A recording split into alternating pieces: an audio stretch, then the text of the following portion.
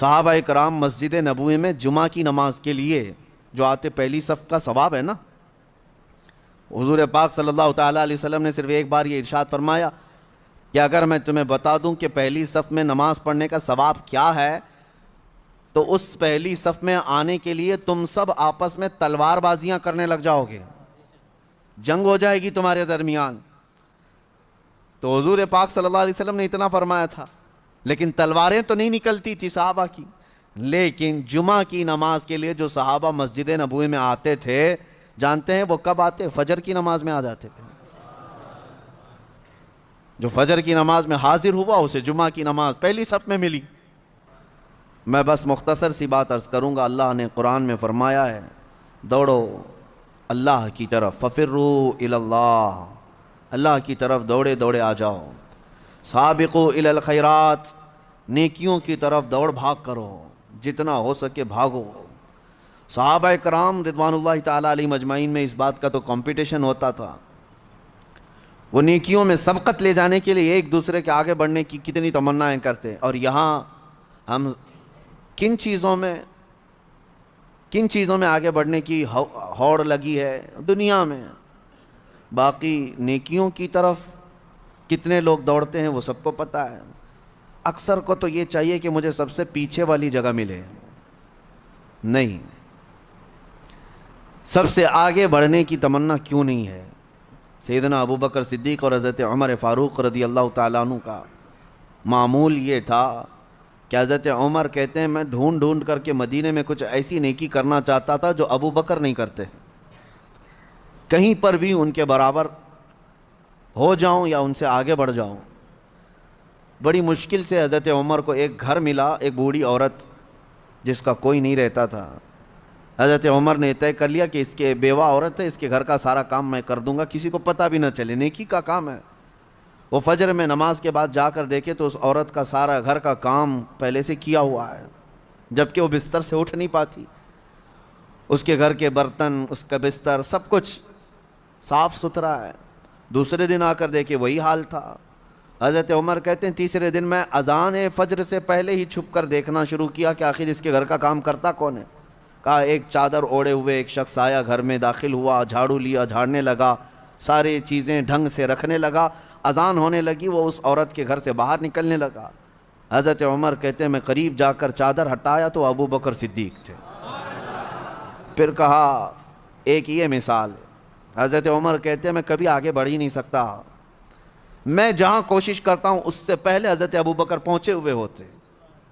جب آپ کی خلافت کا وقت تھا تب آپ نے اعلان کیا، حضرت عمر فاروق نے، کوئی ایسی نیکی جو ابو بکر کرتے تھے اور میں نہیں کر رہا ہوں تو لوگوں مجھے بتا دو تاکہ میں برابر ہو جاؤں۔ کسی ایک صاحب نے کھڑے ہو کر کہا حضرت ابو بکر جب خلافت کرتے تھے ان کے زمانے میں وہ سب کے حقوق ادا کرتے، لیکن روزانہ وہ دوپہر کے وقت اپنے ہاتھ میں توشادان لے کر جنگل کی طرف جاتے اور پتہ نہیں کسی کمزور یا کوئی معذور یا محتاج کو کھلا کر آتے، لیکن ہمیں یہ نہیں معلوم کس کو کھلاتے تھے۔ یہ حضرت ابو بکر کا معمول تھا۔ حضرت عمر نے کہا یہ تو مجھے بھی نہیں معلوم تھا، میں کل سے ہی یہ کام شروع کرتا ہوں۔ دوسرے دن حضرت عمر نے اپنے گھر سے توشادان لیا، روٹی سالن، اور لے کر اسی جنگل کی طرف چل پڑے۔ وہاں کس کو کھلاتے تھے کیا پتہ، دن بھر ڈھونڈتے رہے، کوئی ملے، کوئی نہیں ملا۔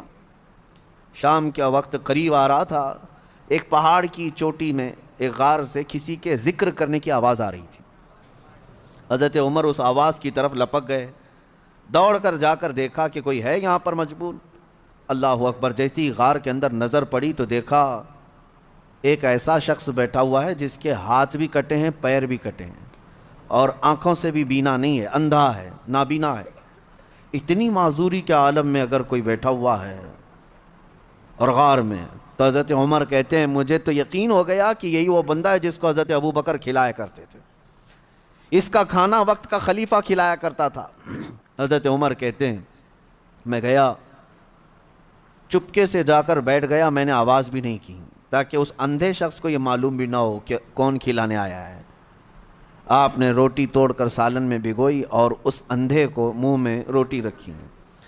جیسے ہی اس کے منہ میں روٹی کا ٹکڑا گیا وہ چیخ کر کہتا ہے آنے والے، کیا ابو بکر کا انتقال ہو گیا؟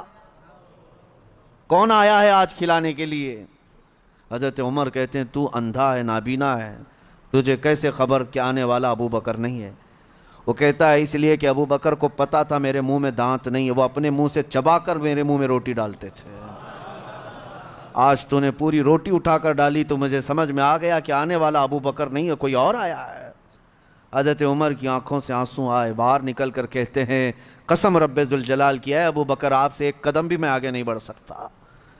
لیکن تھی تو دوڑ، سابقو الی الخیرات جس کو اللہ نے فرمایا، یعنی نیکیوں کی طرف بھاگو، دوڑو۔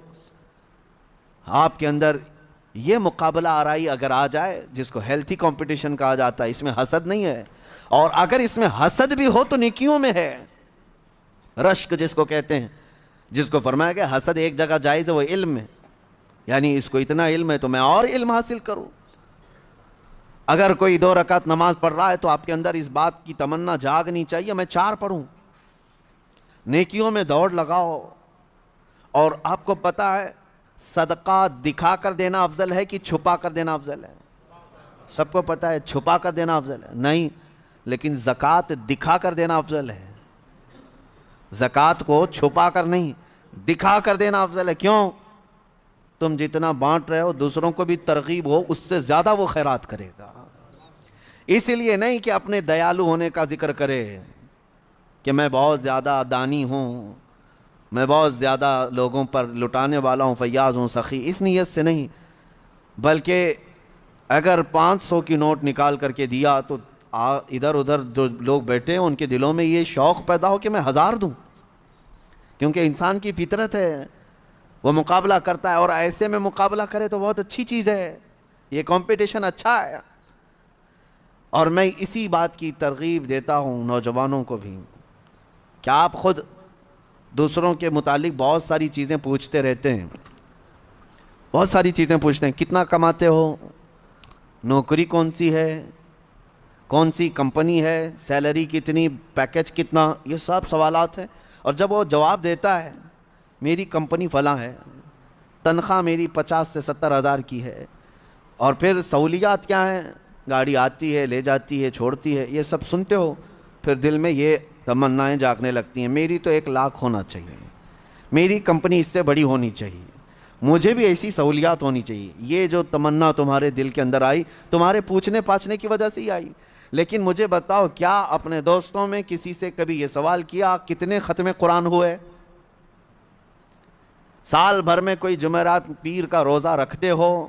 نہیں پوچھتے آپ، نہ آپ اس کی تلاوت قرآن کو پوچھتے ہو، نہ آپ اس کے روزوں کو پوچھتے ہو، نہ آپ اس کی نمازوں کے متعلق۔ میرے عزیزو یہ بھی پوچھتے، اگر وہ بندہ عبادتوں میں آگے ہے تو تمہارے دل میں بھی یہ تمنا آ جاتی کہ کاش میں بھی اس کی طرح سے اور آگے بڑھ جاؤں۔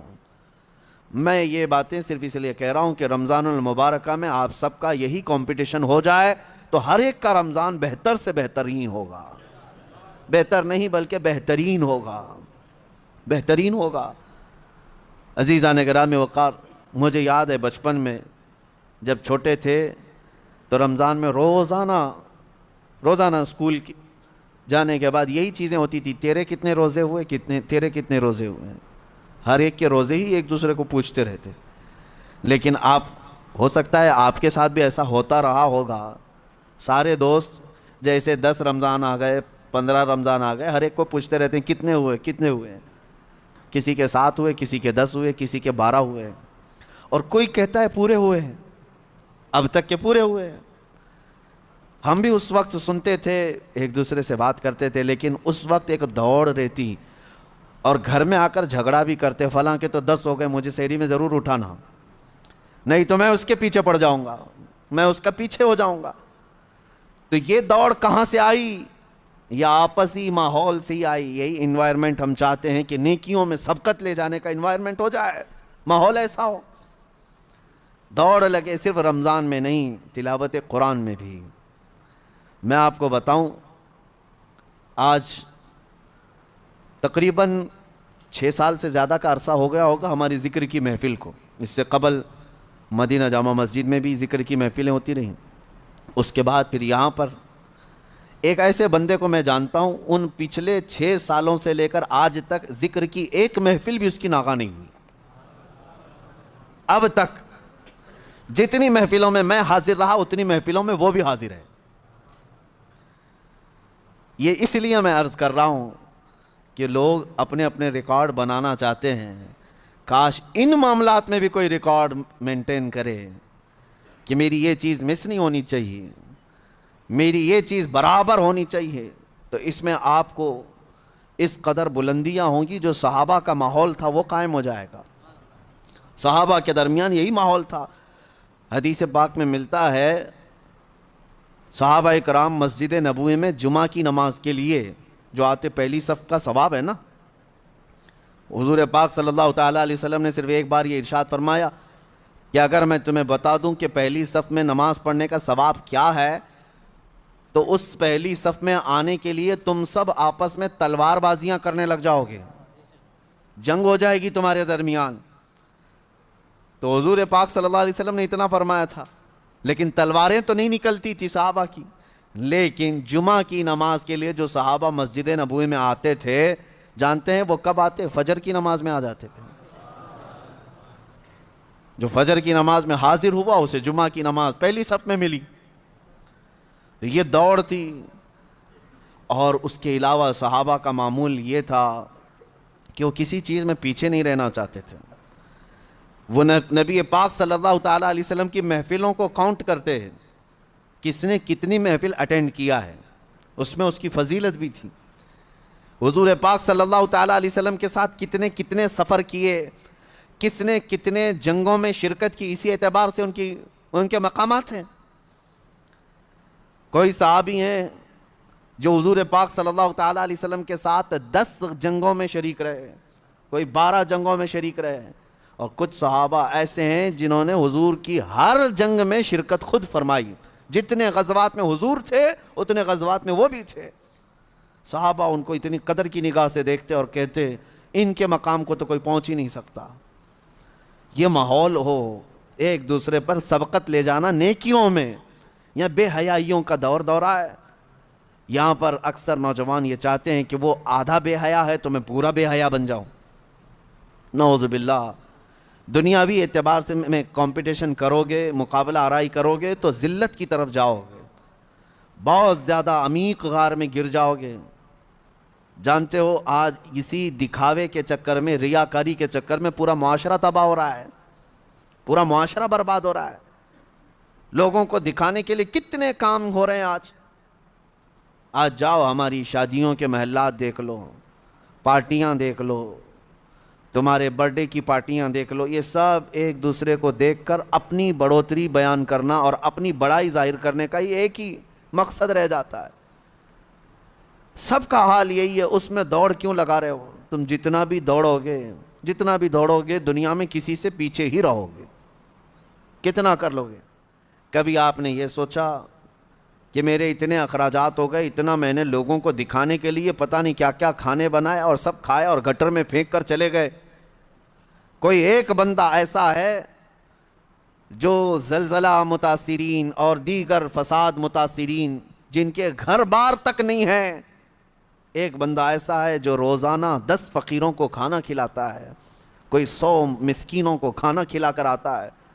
تمنا تو یہ ہونی چاہیے تھی کہ وہ 10 کو کھلا رہا ہے آج, تو میں کیوں 50 کو نہ کھلاؤں. یہاں پر اگر تم کھلانے کی بات کرتے تو اللہ کا قرب حاصل کرتے, اللہ کا قرب حاصل کرتے. باقی پارٹی شارٹی جو ہے اس میں سوائے اسراف اور فضول خرچی اور بربادی کے کچھ حاصل نہیں ہے, کچھ حاصل نہیں. اور کب تک لوگوں کو راضی کرو گے؟ میں نے دیکھا ہے گھنٹے 2 گھنٹے کے لیے تمہاری پارٹی میں آئیں گے, گن کر کے جائیں گے کتنے کھانے بنے ہیں, یہی گننے کے لیے لوگ آتے ہیں. ٹھیک ہے 6 قسم کے کھانے تم نے بنائے تھے, وہی تمہارے ہاں جو کھایا ہوا ہے کل کسی اور کے ہاں کھائے گا اور بولے گا ارے بھائی تمہاری تو 6 ہی تھی, میں آج یہاں پر 8 والے کھا کے آیا ہوں. تمہاری تو سارے اخراجات, تمہاری ساری فیلنگ تو گئی, ختم ہو گئی. جس کو راضی کرنے کے لیے اتنے خرچے کیے تھے, تمہاری استطاعت سے بڑھ کر کے خرچہ کیا تھا, وہ کسی اور جگہ کھا کر کے پھر یہ کہے گا تیرا کم تھا فلاں کا زیادہ تھا, تو تمہیں بے سکونی ایسی ہی رہ جائے گی, وہ بے اطمینانی ویسی رہ جائے گی. چھوڑو. اسی لیے کہا ہے شاعر نے, چھوڑ فکر دنیا کی چل مدینے چلتے ہیں. اور وہاں دوڑنے کی جتنے لوگ بات کرتے ہیں وہ سبقت لے جاتے ہیں، سبقت لے جاتے ہیں،